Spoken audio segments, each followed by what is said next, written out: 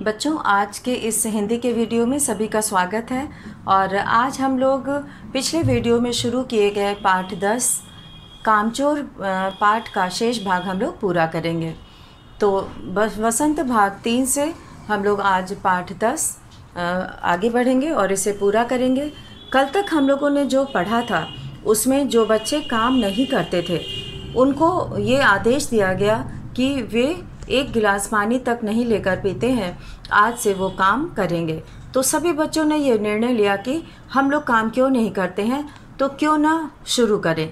तो कौन कौन से काम थे उनके पिताजी ने गिना दिए कुछ काम, और उन कामों को बच्चे किस तरह से करते हैं, उनका तरीका क्या है काम करने का, इसका वर्णन यहाँ पर किया गया था। जैसे दरी को साफ़ करना, और दरी उन्होंने इस तरह से साफ़ की सारे बच्चे मिलकर कि पूरा घर धूल धूल हो गया और आँख से देखना मुश्किल हो रहा था, सांस लेना मुश्किल हो रहा था। और फिर जब वहाँ उनको डांट पड़ी तो फिर जो है वे दरी छोड़कर, कमरा छोड़कर आंगन में चले गए आंगन का कूड़ा साफ़ करने। और वहाँ उन्होंने झाड़ू की जो है पूरी तरह से झाड़ू टूट गई और उसके सींख जो है शेष रह गई, और सब उसी एक एक सींख से जो है आंगन साफ़ करने लगे। और बाद में वो ये जान के कि झाड़ू लगाने से पहले पानी छिड़कना चाहिए, उन्होंने पानी इतना डाला कि सारा धूल कीचड़ कीचड़ हो गया। तो इस तरह से काम आज ख़त्म होने की जगह जो है वो और बढ़ता ही जा रहा था, और सभी जगह पानी पानी, कीचड़ कीचड़ और गंदगी हो गई थी। और फिर उन्होंने जब घर वाले सब परेशान हो गए तो वो जो है बोले कि अब ये तो सफाई का काम तो हमसे नहीं होगा, अब हम लोग चल के पेड़ों को पानी देते हैं। और पूरा घर जो है वो पानी पानी हो गया। और बाहर वो लोग पानी के लिए जो बर्तन लेकर गए थे, जो उन्होंने लिया था, उसी से वो लड़ाई झगड़ा करने लगे पानी जल्दी, और खुद अपना पानी जल्दी भरने के लिए और पेड़ों को पानी देने के लिए।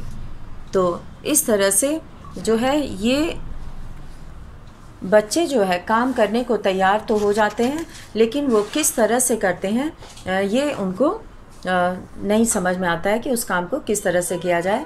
और वे सब मिलकर एक ही जगह पर जो है हंगामा करते हैं और परेशानी होती है उससे। अब जो है जब तूफ़ान गुज़र गया, यानी कि मुर्गियों को भी किसी ने जो है शायद समझा दिया था कि उन्हें दरबे में नहीं जाना है। बच्चे कितना भी कोशिश करते रह गए, चल दरबे बोलते हुए, और डंडी लेकर और यहाँ पे छड़ी लेकर वे मुर्गियों को भगाने लगे, लेकिन वो दरबे में नहीं जा रही थी और वे इधर उधर भाग रही थी, जिससे कि बहुत सारा सामान नुकसान हो रहा था। तो पेज नंबर 53 पे 53 पर हम लोग पढ़ रहे थे यहाँ पर। और लास्ट जो हम लोगों ने पढ़ा था कि एक बड़ा सा तूफ़ान गुज़रने के बाद पता चला कि प्याले खाली हैं और सारी खीर दीदी के कामदानी के दुपट्टे और ताजे धुले सिर पर लगी हुई है। एक बड़ा सा मुर्गा अम्मा के खुले पानदान में कूद पड़ा और कत्थे चूने में लुथड़े हुए पंजे लेकर नानी अम्मा की सफ़ेद दूध जैसी चादर पर छापे मारता हुआ निकल गया। छापा मारना मतलब निशान लगाते हुए, क्योंकि उसके पैरों में लगा हुआ था, तो वो जिधर से जा रहा था उधर ही वो निशान लगता जा रहा था। एक मुर्गी दाल की पतीली में छपाक मारकर भागी और सीधी जाकर मोरी में इस तेज़ी से फिसली कि सारी कीचड़ मौसी जी के मुंह पर पड़ी, जो बैठी हुई हाथ मुंह धो रही थी। इधर सारी मुर्गियां बेनकेल का ऊँट बनी चारों तरफ दौड़ रही थीं। बेनकेल मतलब जिसको जो है अपने वश में न किया जाए, जिसके नाक में नकेल ना हो। ऊँट को अपने वश में करने के लिए उसमें नकेल डाली जाती है, और उसी से जो है ऊँट को या घोड़े को, इन सब को अपने कंट्रोल में किया जाता है। तो बेनकेल का ऊँट बनी सभी मुर्गियां, यानी कि बेतहाशा, कोई उन पर बंधन नहीं था कि मुर्गियों को पकड़ कर रखा जाए, और वे चारों तरफ दौड़ रही थीं। यहाँ पर मोरी कहते हैं पतली नाली को।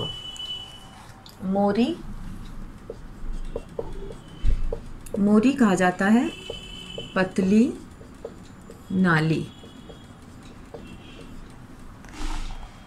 तो घरों में पानी बहने के लिए बना रहता है, तो पतली नाली उसे कहते हैं।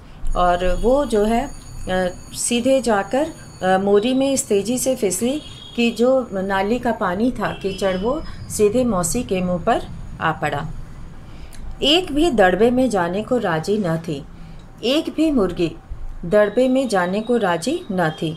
इधर किसी को सूझी कि जो भेड़ें आई हुई हैं लगे हाथों उन्हें भी दाना खिला दिया जाए। अब बच्चे जो है अगला काम करने जाते हैं भेड़ों को दाना डालने के लिए। और यहाँ पे सूझी मतलब दिमाग में आना, सूझी यानी उनके दिमाग में आया, उन्होंने सोचा। सूझी मतलब उनके दिमाग में आया, क्यों ना इसी समय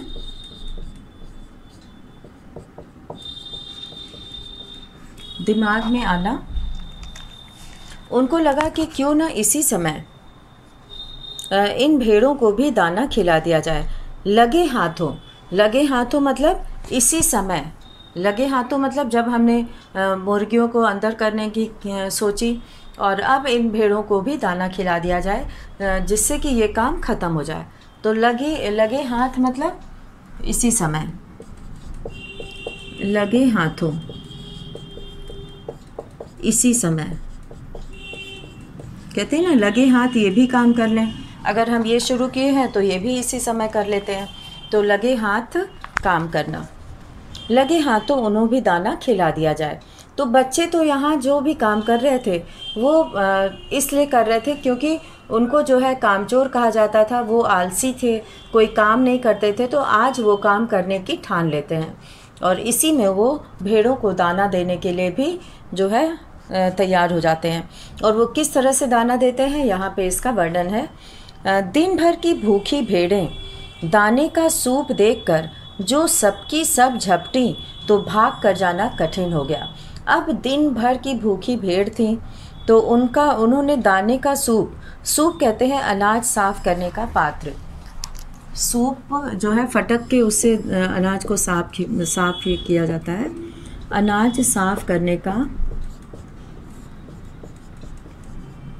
अनाज साफ़ करने का पात्र, ये जो है सीख से बनता है और इसमें जो है उसको अनाज को रख के उसको साफ़ किया जाता है। तो दिन भर की भूखी भेड़ें दाने का सूप देखकर ऐसी सब झपट पड़ना मतलब उस पर कूद पड़ना दाने पर कि भाग कर जाना कठिन हो गया। कई बच्चे थे साथ में और लस्टम पस्टम तख्तों पर चढ़ गए और वे वहाँ पे रखे हुए तख्त पर, जो चौकी होती है उन तख्तों पर चढ़ गए। तो लस्टम पस्टम मतलब जल्दी जल्दी, जैसे तैसे, लस्टम पस्टम जल्दी जल्दी, जैसे तैसे मतलब जहाँ भी जगह मिला जल्दी जल्दी, जैसे तैसे भी कह सकते हैं। तो इसमें जो है वो चढ़ने लगी तख्त पर भेड़ चाल मशहूर है। मशहूर मतलब प्रसिद्ध, कहते हैं ना भेड़ चाल चल रहे हो। भेड़ चाल मतलब एक भेड़ को जिधर मोड़ दिया जाता है, एक भेड़ को जिधर घुमा दिया जाता है सारी भेड़ें उसी के पीछे चलने लगती हैं। तो मशहूर मतलब होता है प्रसिद्ध, ये बहुत प्रसिद्ध है भेड़ चाल। तो भेड़ चाल जो है वो मशहूर है यानी प्रसिद्ध है और उनकी नज़र तो बस दाने के सूप पर जमी हुई थी और सारी भेड़ों का ध्यान जो है केवल दानों पर था। पलंगों को फलांगती मतलब लांघते हुए, कूदते हुए, कूद कर वो लांघते हुए, बर्तन लुढ़काती और बर्तनों को गिराती, क्योंकि वो जिधर भी भाग रही थी उधर जो भी सामान रास्ते में मिल रहा था, जो भी रखा था वो सब गिर जा रहा था, लुढ़क जा रहा था।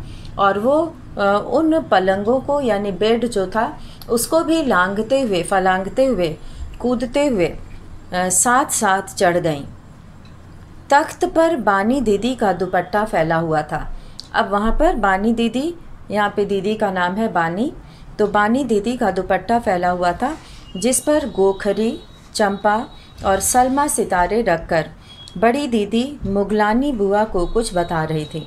तो बड़ी दीदी जो है वहाँ पे ये सारे जो है कढ़ाई में काम करने वाले, एम्ब्रॉयडरी में काम करने वाले चीज़ें हैं, जिससे कि सुंदर सुंदर चीज़ें बनाई जाती हैं, सलमा सितारे और ये सब लगाकर। तो बड़ी दीदी जो है वो बुआ को, मुगलानी बुआ को बता रही थी, भेड़ें बहुत निसंकोच सबको रौंदती मेंगनों का छिड़काव करती हुई दौड़ गई। मेंगनों कहते हैं जो भेड़ें थी वो जो गंदगी करती हैं, तो वो गंदगी फैलाते हुए वो आगे दौड़ गईं। जब तूफ़ान गुजर चुका तो ऐसा लगा जैसे जर्मनी की सेना टैंकों और बमबारों सहित उधर से छापा मारकर गुजर गई हो। जहाँ जहाँ से सूप गुजरा, भेड़ें शिकारी कुत्तों की तरह गंध सूंघती हुई हमला करती गईं। यानी कि सभी भेड़ें जो है वो जहाँ जहाँ वो दाना जा रहा था, दाने का सूप जा रहा था, वहाँ वहाँ वे उनको महक लग जा रही थी और दाने की सुगंध उनको लग जा रही थी, और वो उधर उधर जाकर वहाँ पे कूद फांद कर रही थी और हमला करती हुई, यानी कि वो दाना खाने के लिए एकदम से बेचैन थी और उनको ये नहीं सूझ रहा था कि क्या गिर रहा है, क्या वो किधर भाग रही हैं। तो इस तरह से जैसे लग रहा था कि कोई सेना हो, भेड़ ना होकर लगे कि कोई जर्मनी की सेना टैंकों और बमबारों सहित उधर से छापा मारकर गुजर गई हो। तो इस तरह से भेड़ें जो है वो भाग रही थी। हज्जन माँ एक पलंग पर दुपट्टे से मुंह ढाके सो रही थी। उन पर से जो भेड़ें दौड़ी तो न जाने वह सपने में किन महलों की सैर कर रही थीं, दुपट्टे में उलझी हुई मारो मारो चीखने लगी। और वो उस समय सपना देख रही थी और सपनों में शायद वो महल में घूम रही थी और दुपट्टे में उलझी हुई, यानी कि वो चिल्लाने लगती हैं, मारो मारो चीखने लगती हैं। चीखना मतलब चिल्लाना। इतने में भेड़ें सूप को भूलकर तरकारी वाली की टोकरी पर टूट पड़ी। तरकारी वाली जो है वो उसकी टोकरी थी, उसमें तरह तरह की सब्जी थी। वह दालान में बैठी मटर की फलियां तोल तोल कर रसोइये को दे रही थी। वह अपनी तरकारी का बचाव करने के लिए सीना तान कर उठ गई। आपने कभी भेड़ों को मारा होगा तो अच्छी तरह देखा होगा कि बस ऐसा लगता है जैसे रुई के तकिए को कूट रहे हों। कूट रहे हो मतलब मार रहे हो। कूटना मतलब मारना। यहाँ पे कूटना वैसे किसी चीज़ को वो जो है कूटना होता है, तोड़ना होता है। कूटना का अर्थ होता है मारना। यहाँ पे मारने से मतलब है कि अगर उनको कितना भी कूटा जाए यानी मारा जाए तो उनको कोई असर नहीं होता है। ऐसा इसलिए होता है क्योंकि उनके इतने जो है रोए होते हैं कि भेड़ को चोट नहीं लगती, बिल्कुल यह समझकर कि आप उससे मजाक कर रहे हैं। वह आप ही पर चढ़ बैठेगी। ज़रा सी देर में भेड़ों ने तरकारी छिलकों समेत अपने पेट की कढ़ाई में झोंक दी। यानी कि पेट की कढ़ाई, यहाँ उनके पेट को कहा गया है, और झोंक देना यानी कढ़ाई में डाल देना। तो झोंक देना, यहाँ पे झोंक देना का अर्थ होता है डाल देना, मतलब कि जल्दी जल्दी। झोंक देना मतलब डाल देना। वो अपने पेटों में डाल दी, जल्दी जल्दी खा ली वो सब्जियां। तरकारी वाली की, तरकारी कहते हैं सब्जी को, जो सब्जियां बेचते हैं। तो वो जो है रसोइये को मटर दे रही थी तौल तौल के। इतनी देर में भेड़ें जो है उसकी तरकारी को अपने पेटों में झोंक लेती हैं, अर्थात खा लेती हैं। इधर यह प्रलय मची थी और उधर दूसरे बच्चे भी लापरवाह नहीं थे। इतनी बड़ी फौज थी जिसे रात का खाना न मिलने की धमकी मिल चुकी थी। वे 4 भैंसों का दूध दूहने पर जुट गए। अब बच्चे क्या करते हैं कि वे जो है बच्चे लापरवाह नहीं थे। उनको काम की लिस्ट पता थी, सूची पता थी कौन कौन से काम करने हैं, और वो एक के बाद उन कामों को करते जा रहे थे और काम ख़त्म होने की बजाय और बढ़ता ही जा रहा था और नुकसान जो हो रहा था वो अलग। तो इधर यह प्रलय मची थी। प्रलय यानी कि तोड़ फोड़ और शोर, ये सब कुछ हो रहा था वहाँ पर। और उधर दूसरे बच्चे भी लापरवाह नहीं थे। इतनी बड़ी फौज थी जिसे रात का खाना न मिलने की धमकी मिल चुकी थी। वे इसीलिए वो कहते हैं कि अगर वो काम नहीं करेंगे तो रात का खाना नहीं मिलेगा। वे 4 भैंसों का दूध दूहने पर जुट गए। दूध दूहना मतलब दूध निकालना भैंसों से। धुली बेधुली बाल्टी लेकर 8 हाथ 4 थनों पर पेल पड़े, यानी कि भैंस के थनों पर जो है 8 हाथ, यानी कि 4 हाथ की ज़रूरत 2 हाथ की ज़रूरत होती है, तो यहाँ पे 8 हाथ जो है वो दूध निकालने में लग गए। भैंस एकदम जैसे चारों पैर जोड़कर उठी और बाल्टी को लात मारकर दूर जा खड़ी हुई। अब भैंस जो है घबरा कर कि इतने सारे लोग जो है उसका दूध निकालने आए हैं, और वो घबरा कर बाल्टी में पैर मारकर, लात मारकर मतलब पैर मारकर, लात कहते हैं पैर को, लात कहा जाता है पैर को। तो इस तरह से जो है वो भैंस जो है लात मारकर बाल्टी दूर जाकर गिरती है।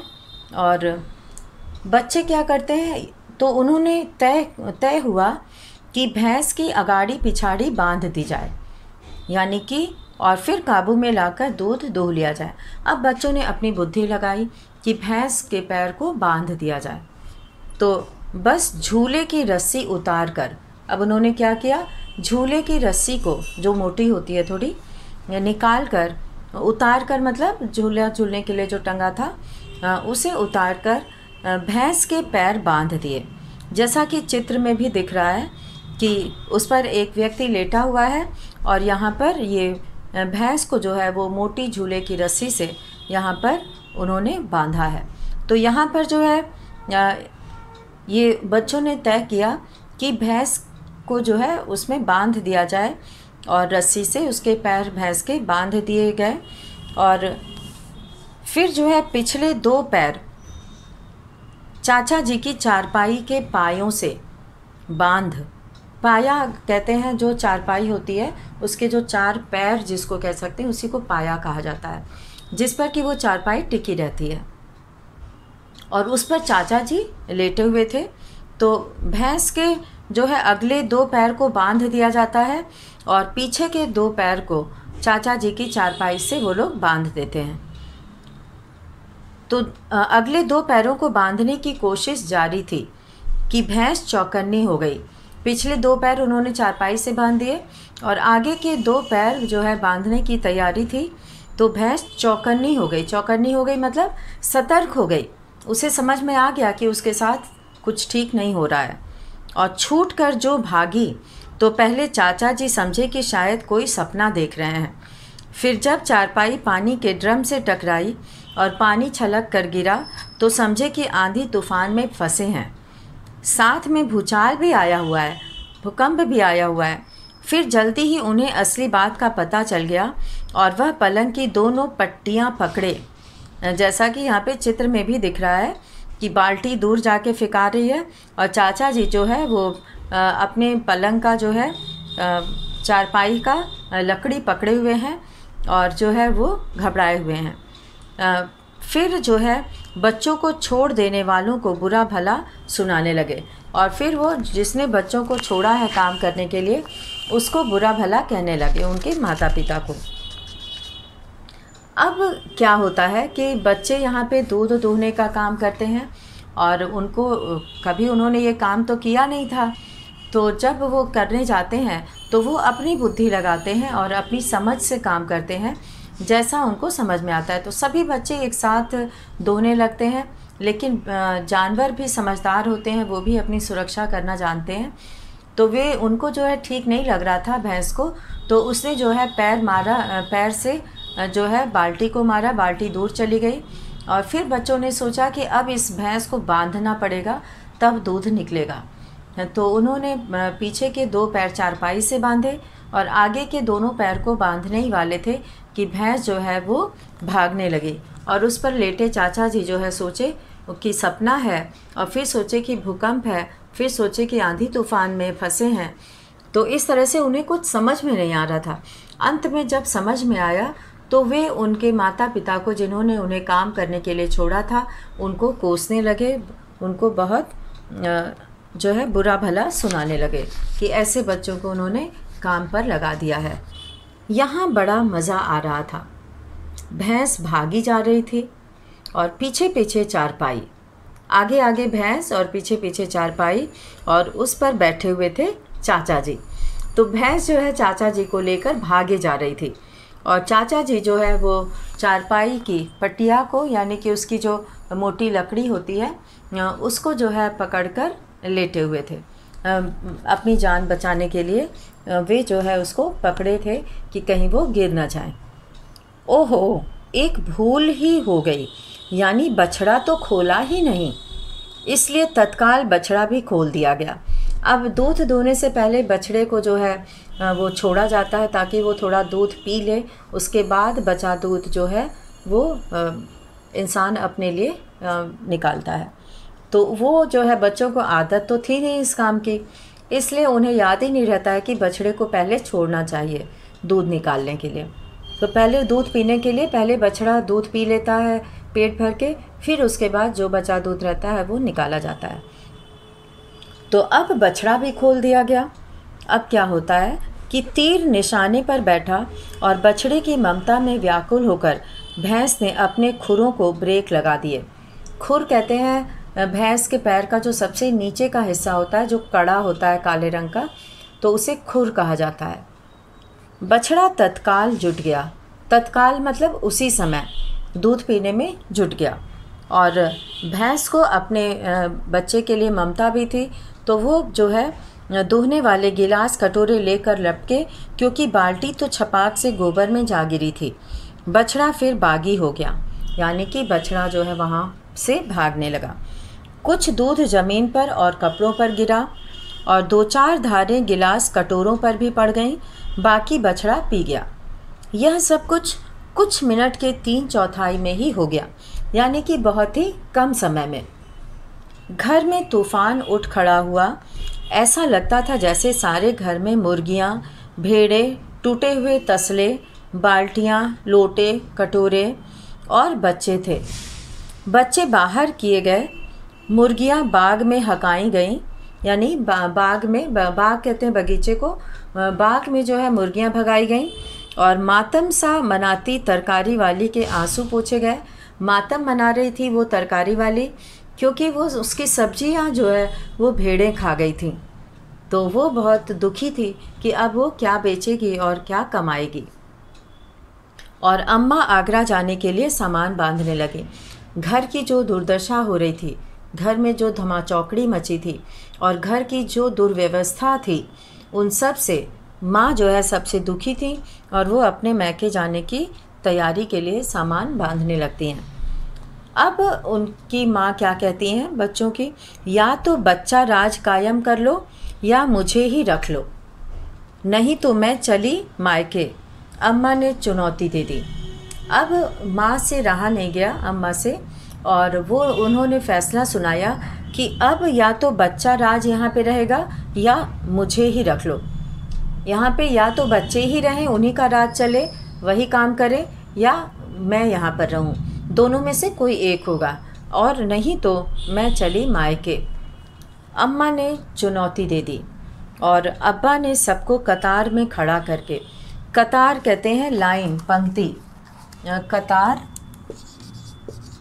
कतार कहते हैं पंक्ति को, इसे लाइन में खड़ा करके, कतार में खड़ा करके एक लाइन से जो है अब्बा ने सबको कतार में खड़ा करके पूरी बटालियन का कोर्ट मार्शल कर दिया। अगर किसी बच्चे ने घर की किसी चीज़ को हाथ लगाया तो बस रात का खाना बंद हो जाएगा। अब जब उनकी अम्मा ने इस तरह से कहा कि मैं मायके जा रही हूँ, अब यहाँ पर बच्चा राज ही कायम रहेगा, यानी कि अब बच्चा राज ही चलेगा, बच्चे ही सारा काम करेंगे, तो मैं अब यहाँ नहीं रहने वाली।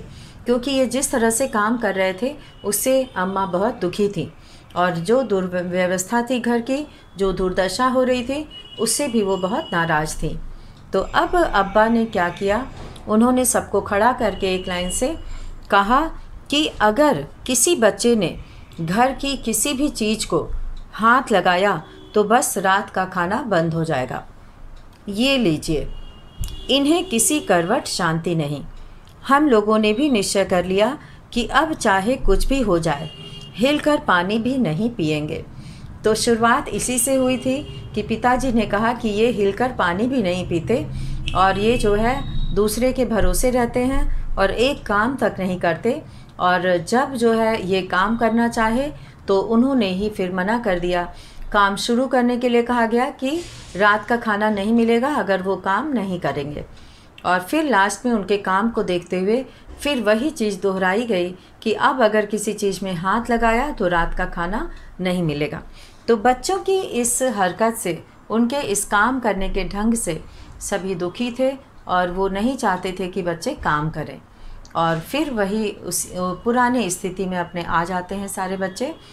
तो इस तरह से इस पाठ के माध्यम से यहाँ पर लेखक ने ये दिखाने का प्रयास किया है कि यदि बच्चों को बचपन से ही छोटे छोटे कामों को न कराया जाए, उनको काम करने की आदत न डाली जाए, तो उन्हें काम करने के तरीक़ों के बारे में नहीं पता होता और वो जो है उल्टा सीधा काम करते हैं, जैसा कि इस पाठ में उन बच्चों ने किया।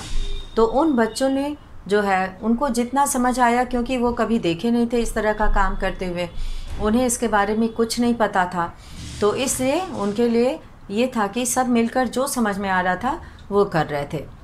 तो यहाँ पे जो है लेखक बहुत ही सुंदर ढंग से इस चीज़ को जो है यहाँ पर वर्णन किया है, जो बहुत ही अच्छा लगा। और इसमें यहाँ पर जो प्रश्न अभ्यास दिया हुआ है, प्रश्न अभ्यास में यहाँ पे जो पहला है कहानी से, और कहानी से के अंतर्गत इसमें कुछ प्रश्न हैं, जैसे कि कहानी में मोटे मोटे किस काम के हैं, किन के बारे में और क्यों कहा गया है। तो यहाँ पर जो है मोटे मोटे किस काम के हैं, ये किन के बारे में और क्यों कहा गया है। और दूसरा प्रश्न है कि बच्चों के उधम मचाने के कारण घर की क्या दुर्दशा हुई। तो उधम मचाना मतलब जो बच्चों ने जिस तरह से काम किया था उसे जो है यहाँ पे उधम मचाने के लिए उन्होंने हर एक काम, जो यहाँ पे शुरू में उनके पिताजी ने बताया था कि इसमें जो है बच्चे तैयार हो जाते हैं कि हम लोग बिल्कुल हिलकर पानी भी नहीं लेते हैं, तो आज हम लोग हिल कर पानी जो है पीना शुरू कर देंगे। और वो हिल कर पानी पीने के लिए चल दिए। और इसके बाद फिर जो है वो कहते हैं कि उनके पिताजी बोले कि बहुत से काम हैं। बच्चे पूछते हैं कि कौन कौन से काम हैं। उनके पिताजी कहते हैं कि और वो पूछते हैं कि काम बताया जाए कि हम लोग को कौन कौन सा काम करना है। तो बहुत से काम हैं, उनके पिताजी कहते हैं, जो तुम कर सकते हो। मिसाल के लिए जैसे यह दरी जो है वो कितनी मैली हो रही है, और आंगन में कूड़ा है, और पौधों को पानी देना है। तो और ये उन्होंने ये भी कहा कि ये काम उनसे मुफ्त में नहीं करवाया जाएगा, इसके बदले उन्हें तनख्वाह मिलेगी, क्योंकि वहाँ पे जो दूसरे लोग काम करते थे उनको भी तनख्वाह दी जाती थी। तो अब जो है बच्चे उनके अब्बा ने जो कुछ भी काम बताए और दूसरे कामों का भी हवाला दिया, यानी कि उसका भी नाम बताए, तो माली को तनख्वाह मिलती है अगर सब बच्चे मिलकर पानी डालें तो, यानी कि उनको लगा कि हमें भी तनख्वाह मिलेगी। और इस तरह से वो जो है अम्मा इसके लिए बिल्कुल भी तैयार नहीं थी। तो इन्हीं सब कामों से वो लोग जो है घर की दुर्दशा करते हैं, उधम मचाते हैं और बिना सोचे समझे काम करना शुरू कर देते हैं। तो इसमें जो है ये दूसरे प्रश्न में यहाँ पर उधम मचाने का कारण जो है घर की क्या दुर्दशा होती है ये लिखना है। और तीसरा है या तो बच्चा राज कायम कर लो या मुझे ही रख लो, अम्मा ने कब कहा और इसका परिणाम क्या हुआ। और चौथा प्रश्न जो यहाँ पर दिया है वो है कि कामचोर कहानी क्या संदेश देती है। और यहाँ इस कहानी से जो है बहुत ही सुंदर ढंग से यहाँ पे लेखक ने बताने का प्रयास किया है कि हमें बच्चों से काम लेना चाहिए और उनके उम्र के हिसाब से, उनको जितनी समझ है उस हिसाब से छोटे छोटे कामों से शुरुआत करवानी चाहिए और उन्हें काम सिखाना चाहिए। और यहाँ पे जैसा कि 5वां प्रश्न दिया हुआ है कि क्या बच्चों ने उचित निर्णय लिया कि अब चाहे कुछ भी हो जाए हिलकर पानी भी नहीं पिएंगे। तो अब ये जो है सोचने वाली बात है यहाँ पे कि क्या उन बच्चों का ये सही निर्णय था कि अब चाहे कुछ भी हो जाए हिलकर पानी भी नहीं पिएंगे। तो इसमें जो है सभी प्रश्न यहाँ पर कहानी से शुरुआत है प्रश्नों की। तो प्रश्न अभ्यास के प्रश्नों को हम लोग अगले वीडियो में करेंगे। तो इसी के साथ आज का वीडियो यहीं समाप्त करते हैं। धन्यवाद।